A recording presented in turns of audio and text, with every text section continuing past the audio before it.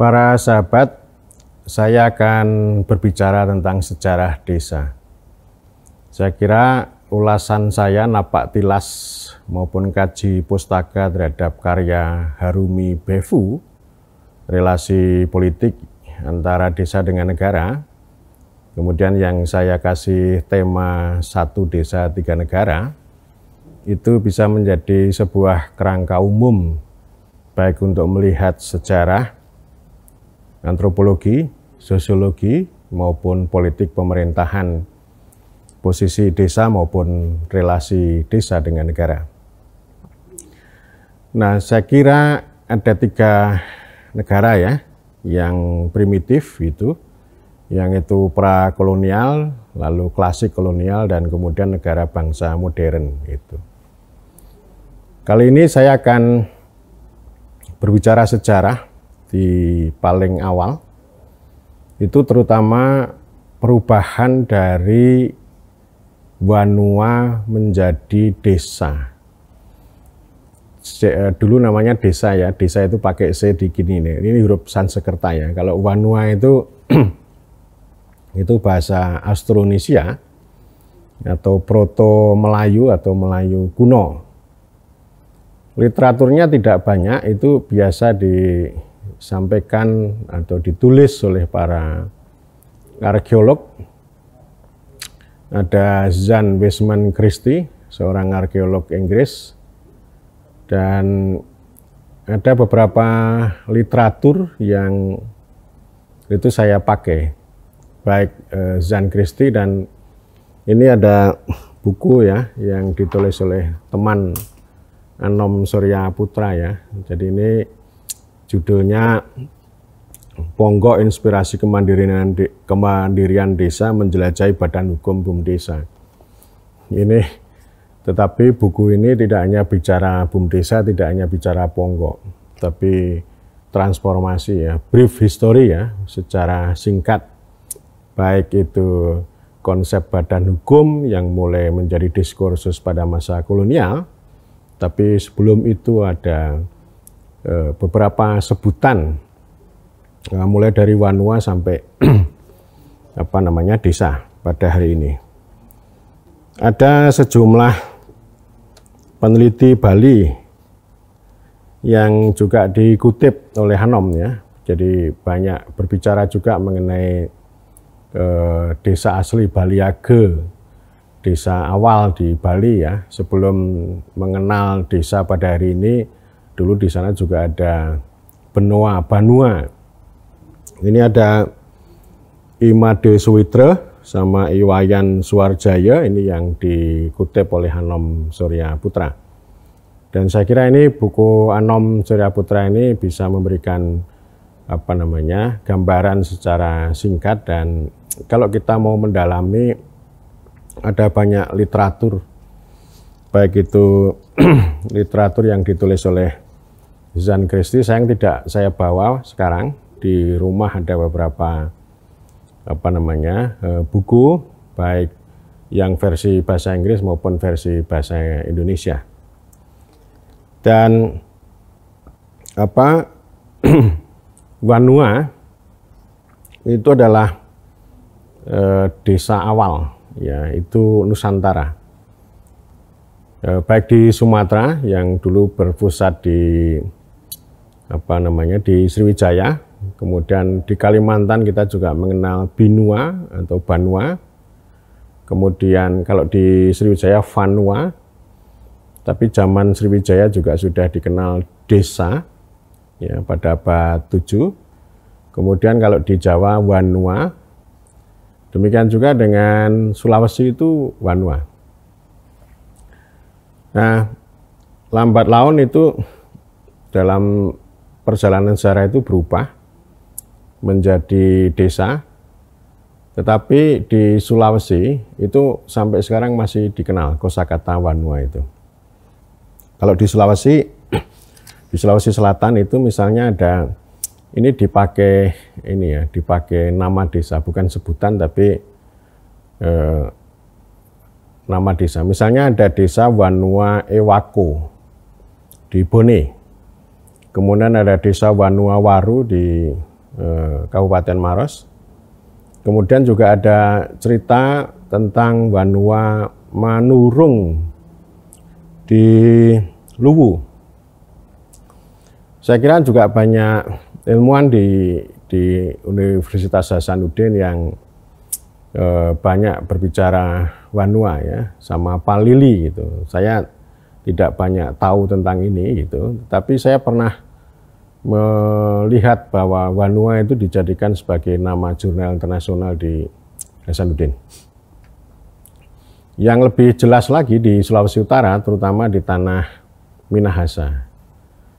Ya, itu dikenal sampai sekarang ya, sebutan desa untuk Minahasa itu namanya masih Wanua. Dan kemudian warga Wanua itu disebut sebagai Kawanua gitu ya, Kawanua gitu. Dan Minahasa itu sebenarnya adalah ya kesatuan sebenarnya, menjadi satu dari Wanua-Wanua itu. Ya, jadi saya akan mengungkap secara itu, dan di buku Anom ini juga menguraikan secara cukup menarik, gitu ya. Jadi ini Wanua ini dikenal sebelum sebelum Masehi ya, ketika Indianisasi atau masuknya bahasa Sanskerta itu belum ada ya. Jadi dan itu di tanah Nusantara ini kita mengenal Wanua. Tetapi di abad 7 di Sriwijaya itu sudah dikenal dua jenis. Ada Vanua, ada Desa. Ini Anom mengutip Thomas Reuter yang membedakan antara Vanua dan Desa. Vanua bermakna wilayah, teritori, atau hamparan tanah, yang di dalamnya mengandung konsep dan institusi desa. Itu ya. Kedudukan desa dalam term Wanua dan desa sama-sama bersifat mandiri tapi berbeda fungsi satu sama lain. Di satu sisi Vanua merupakan komunitas organik dan kewilayahan tempat peribadatan vihara berada, sedangkan desa merupakan komunitas organik dan kewilayahan seperti region atau daerah administrasi pemerintahan. Yaitu di Sriwijaya. Kalau di Jawa itu Wanua itu menjadi satu cerita di Mataram kuno. Jadi Wanua itu dipahami pertama sebagai wilayah pemukiman yang menyatu dengan sawah, irigasi, dan masyarakat hidrolik itu sudah kita kenal di sana. Dan dari cerita ini Anom juga membedakan ya. Jadi yang namanya Wanua itu punya kontrol, punya regulasi terhadap air. Sementara kalau di Bali itu ada Banua, tapi juga ada Subak. Jadi ini yang nanti disampaikan oleh Clifford Geertz ini semacam kolektivisme pluralistik. Jadi strukturnya memencar beragam. Yang ngurus air namanya Subak. Itu. Sementara kalau Banua ya itu kan sebenarnya sebuah kolektivitas untuk mengatur tatanan sosial dan juga soal keagamaan, lingkungan dan sebagainya ya. Nah, oleh karena itu Trihita Karana itu cikal bakalnya dari sana. Ada hubungan antara manusia dengan Tuhan yang itu diwujudkan dengan tradisi keagamaan atau orang Bali menyebut sebagai parahyangan. Kemudian hubungan manusia dengan alam atau palemahan, dan yang ketiga adalah hubungan sosial antar manusia yang disebut sebagai pawongan. Itu yang pertama itu sebagai sebagai wilayah pemukiman agraris itu. Kemudian yang kedua ya dia sebagai community, dan dalam perjalanannya ini self governing ya, mengatur dirinya sendiri. Wanua itu punya kepala ya, namanya Rama. Kemudian punya dewan desa juga, tetua ya, punya tetua yang disebut dengan apa namanya, Karaman gitu ya. Jadi ini para tetua desa. Artinya Rama itu tidak bisa mengambil keputusan sendiri, melainkan harus bersama dengan Karaman gitu. Dan kalau di Bali itu ada Karaman itu dipakai, dan juga ada Krama. Krama itu warga Wanua atau warga Banua itu ya.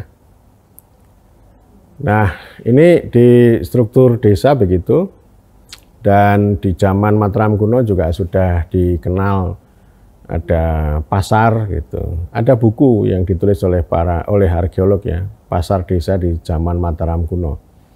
Dan itu menyatu ya antara pasar, irigasi, sawah, sistem keamanan, ada Moncopat, Moncolimo, ada 5 desa yang bersatu, satu desa berada di tengah, kemudian juga ada 8 desa yang mereka saling bekerja sama untuk keperluan irigasi, ya apa namanya, pasar, keamanan dan sebagainya.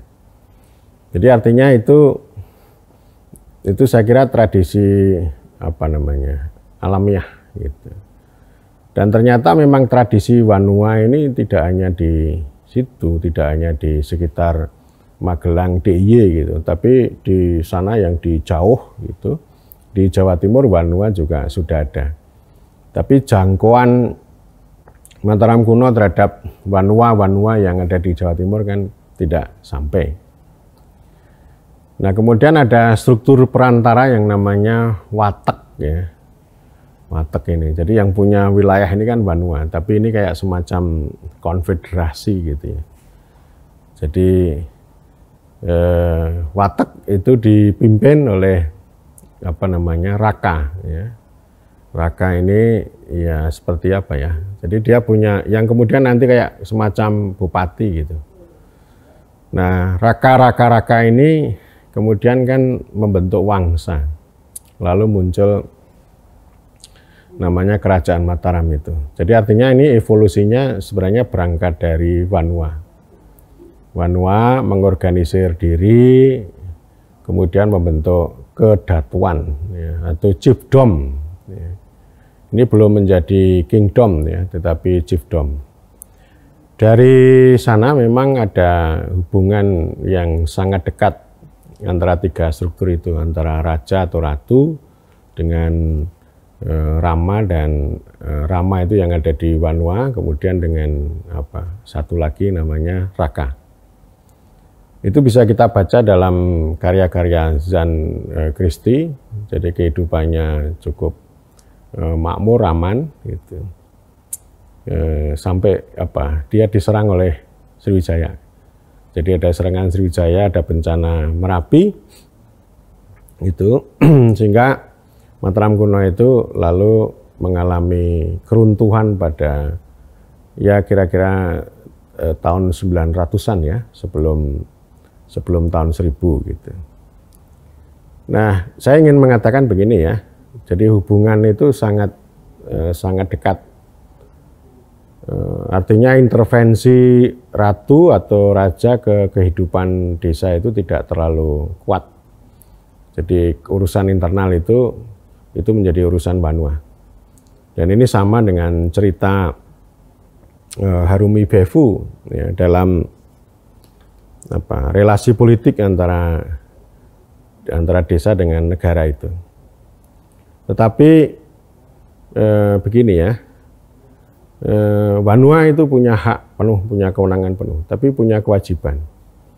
Nah, kewajibannya tentu ada pajak, ada upeti, gitu, yang disampaikan kepada raja, karena kerajaan dan para pegawainya ini tidak bisa hidup itu tanpa dukungan dari desa, dari tenaga kerja maupun hasil bumi beserta itu ya, termasuk hasil panen dari sawah itu. Dan Zan Christie juga mencatat bahwa relasi ini kayak semacam kontraktual ini itu dinegosiasikan. Sehingga ini kayak desa atau Wanua ini juga sudah menjadi unit politik. Artinya tidak dengan koersi, tidak dengan represi yang keras begitu, tetapi ada semacam negosiasi berapa kewajiban yang harus diberikan Wanua itu kepada kerajaan. Gitu. Nah itu cerita di Mataram kuno secara singkat seperti itu. Artinya kalau di Jawa itu begini ya. Jadi Wanua itu, istilah Wanua itu ya bertahan sampai dengan duduknya Mataram kuno. Tetapi orang-orang ini karena para wangsa itu kan kemudian hijrah ke Jawa Timur nih. Jawa Timur di sana juga sudah ada Wanua, mereka mendirikan kerajaan baru di tengah Wanua. Di tengah masyarakat Wanua yang sudah ada. Nah ini cerita tentang bagaimana penaklukan, pendudukan, aneksasi. Nah, dari sini itu negara itu orang-orang yang mau mendirikan negara itu dianggap sebagai orang asing, makhluk asing gitu. Dan oleh karena itu berdirinya kerajaan di Jawa Timur itu mulai dari Medang Kamulan, Kahuripan, kemudian berpuncak pada Majapahit itu terjadi transformasi perubahan dari Wanua menjadi desa. Gitu.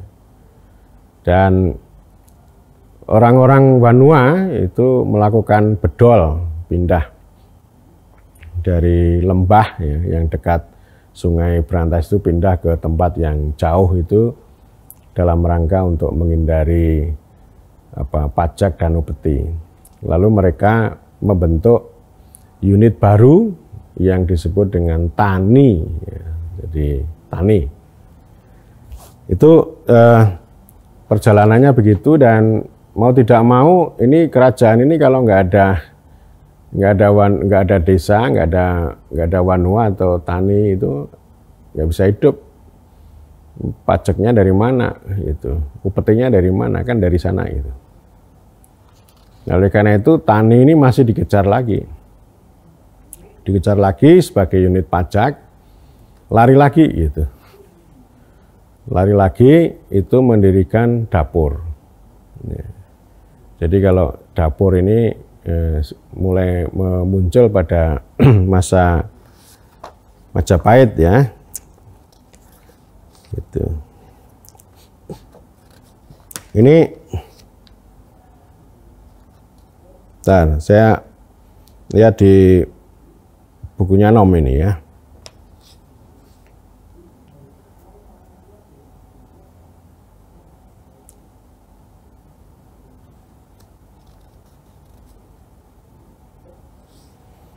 Ini yang kemudian oleh siapa namanya? Oleh Zan Christie, dia menulis buku judulnya artikel ya, itu disintegrasi desa. Wanua, tani, dapur, ada lagi duan dan para duan. Duan itu kayak semacam dukuh atau hamlet. Ya, jadi ini pemekaran ya, pemekaran yang begitu banyak, sehingga mengapa di Jawa Tengah maupun Jawa Timur ini, termasuk Jawa Barat, dia di Jawa seluruhnya itu desa itu ukurannya kecil-kecil dan jumlahnya banyak. Jadi tradisi pemencaran, pemekaran, pemecahan itu sudah terjadi pada masa itu karena ada ketegangan antara desa dengan negara. Ya, jadi nggak ada sejarah penyatuan, nggak ada sejarah penggabungan kecuali daerah istimewa Yogyakarta karena dipaksa oleh Sultan Hamengkubuwono ke-9. Nah kemudian istilah desa yang sudah ada di Sriwijaya itu lalu dipakai secara permanen di Majapahit. Itu muncul dalam Kakawin Desa Warnana, ditulis oleh Empu Prapanca pada tahun 1365. Yang kemudian sekian tahun kemudian lalu kan ini Kakawin Desa Warnana ini berubah menjadi negara Kretagama. Jadi ini negara Kretagama ini kan intinya kan bina negara dengan memanfaatkan kekuatan dari desa itu. Jadi Desa Warnana itu artinya perjalanan keliling desa oleh raja. Jadi melihat kondisi desa dan dalam pengertian itu menjadi strategi untuk bina negara. Bagaimana memperkuat negara dengan memanfaatkan kehidupan atau entitas desa. Ini yang bolak-balik sering saya sampaikan itu hubungan antara desa dengan raja. Raja dengan desa itu ibarat singa dengan hutan ya. Jadi itu maksud Mpu Prapanca ini ya sebenarnya sebuah kebajikan dan itu tradisi. Artinya singa itu hidupnya tergantung dan menyatu pada hutan atau pada desa. Ya.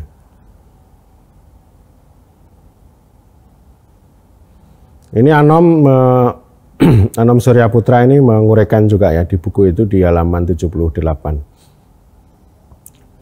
Wilayah tani menjadi bagian dari kategori desa dalam Desa Warnana. Relasi antara negara, keraton, dan desa atau tani dinyatakan melalui metafor hubungan antara singa dan hutan. Ini di Pupuh 89. Metafora ini menunjukkan bahwa keraton menghormati dan mengakui eksistensi desa. Bila desa rusak, maka seluruh sumber pangan dari desa tidak mampu menyuplai negara. Kekuatan tentara kerajaan menjadi lemah dan akhirnya negara menjadi hancur. Ini ya, ini kutipan. Kutipan ada dua versi bahasa, ada bahasa Sanskerta, ada bahasa Indonesia. Tapi saya bacakan aja yang bahasa Indonesia. Sebab kerajaan dan wilayah itu tidak lain seperti macan dan hutan. Jika wilayah desa rusak, maka berkuranglah kesejahteraan dari kerajaan itu. Bila tidak ada tentara, mara bahaya akan datang dari kerajaan lain untuk menyerbu desa. Oleh sebab itu sama-sama jagalah agar keduanya tetap stabil. Demikian inti perintahku. Jadi ini perintah Raja Hayam Wuruk begitu. Menjaga, menghormati desa itu sebagai basis, ya basis politik, basis ekonomi, basis kehidupan, basis segala-galanya. Yang karena itu ini, ya itulah desa itu punya kontribusi menciptakan negara, membentuk negara, melandasi negara. Ya. Jadi kita bisa melihat itu kan petuahnya itu kebajikannya. Tapi pada sisi lain kan ya singa atau macan ini kan tetap saja dia predator. Di dalam hutan itu ada berbagai macam hewan. Jadi kan tidak hanya hutannya. Lalu yang binatang-binatang kecil itu kan sama dengan rakyat. Itu kan dimangsa oleh raja. Dari sisi itu kan lalu menimbulkan konsepsi despotisme itu. Ya artinya hubungan antara singa dan hutan ini dimaknai sebagai hubungan eksploitatif, menindas, menghisap gitu. Tetapi yang menarik ya hutan itu akan tetap lestari. Tapi kalau singa itu kan bisa silih ganti, bisa mati gitu. Desa terus saja. Jadi hutan itu terus, dan itu kan fakta ya. Kerajaan demi kerajaan, raja demi raja silih berganti, tetapi desa itu tetap ada. Meskipun mengalami disintegrasi, pemekaran, lalu berubah dari wanua menjadi tani, menjadi dapur, lalu menjadi desa, tetapi komunitasnya tetap sama. Meskipun manusia secara biologis juga saling berganti, tapi komunitasnya terus gitu. terus hidup. Sekalipun juga misalnya bedol desa, mendirikan desa baru, ya komunitasnya masih tetap terbentuk. Ya, itu sama dengan yang ditemukan oleh para sarjana orientalis barat itu ya. Desa itu timeless, abadi. Kalau raja negara itu bisa silih berganti. Ya. Dan saya punya argumen begini bahwa kerajaan itu bisa runtuh karena itu tadi. Justru karena struktur yang kontradiktif itu tadi. Yang melakukan eksploitasi, penghisapan, dan penindasan terhadap desa. Jadi dia menghindari kebajikan ya, kebajikan dalam tanda petik. Hubungan antara singa dengan hutan. Ya memang itulah yang diciptakan begitu ya. Jadi artinya jangan sampai ini singa itu merusak ya, atau menghabisi hutan itu beserta isinya. Gitu. Di dalam Majapahit kan juga dikenal ada Sima Swatantra, ada juga bantuan ya, ada Sima Swatantra, tapi juga ada semacam bantuan Sima. Gitu. Sima Swatantra itu ya desa yang bebas pajak. Nah ini diberikan biasanya kepada para agamawan ya, atau rohaniawan yang punya jasa atau punya kontribusi pada raja. Dan bantuan Sima itu, ini kan untuk menjaga harmoni raja sama desa itu digunakan untuk dua hal. Pertama untuk irigasi, dan yang kedua untuk tempat ibadah gitu. Jadi sama, dulu konsep membangun desa itu juga sudah ada orientasinya untuk dua itu. Jadi artinya ini kalau irigasi itu yaitu untuk kepentingan sawah, untuk menjaga alam gitu ya, memanfaatkan alam, menjaga alam. Lalu yang kedua adalah untuk hubungan ritual antara manusia dengan sang pencipta. Dan oleh karena itu ini histori tentang irigasi yang ditopang dengan bantuan Sima, lalu ini semacam pekerjaan oleh desa itu, tapi yang diperintah dari atas itu oleh Carl Wittfogel disebut sebagai masyarakat hidrolik gitu ya. Jadi dia menemukan despotisme timur ya, despotisme raja itu terkait erat dengan tumbuhnya masyarakat hidrolik gitu. Artinya itu kesannya kan membantu itu. Jadi ada bantuan dari raja, meskipun uangnya itu juga itu uang itu berasal dari pajak dan upeti dari desa juga, tapi dikembalikan. Ya. Jadi sama juga, sebenarnya kan republik ini kan uangnya itu selain dari pajak warga, itu kan juga dari sumber daya alam yang dari berbagai daerah itu, yang diklaim sebagai milik negara itu. Lalu baru kemudian dibagikan ke daerah melalui DAU atau dana perimbangan. Gitu. Nah ini prinsipnya hampir sama, jadi uang pajak itu menjadi bagian dari state building atau state making. Dan kalau kita mengikuti Wittfogel itu bukan dalam pengertian itu untuk menciptakan kemakmuran, gitu, tetapi ini untuk yaitu menciptakan despotisme. Gitu. Despotisme itu ya menghisap, memusatkan kekuasaan. Ya. Jadi kalau ada kesejahteraan itu bonus, gitu. Itu bonus saja, tergantung bagaimana orang-orang lokal itu memanfaatkan atau menegosiasi hubungan antara lokal dengan raja itu. Ya. Jadi ini maksud saya begini. Jadi pengalaman-pengalaman dulu itu ya, kalau secara historis itu ada kesinambungannya, ada perubahannya gitu.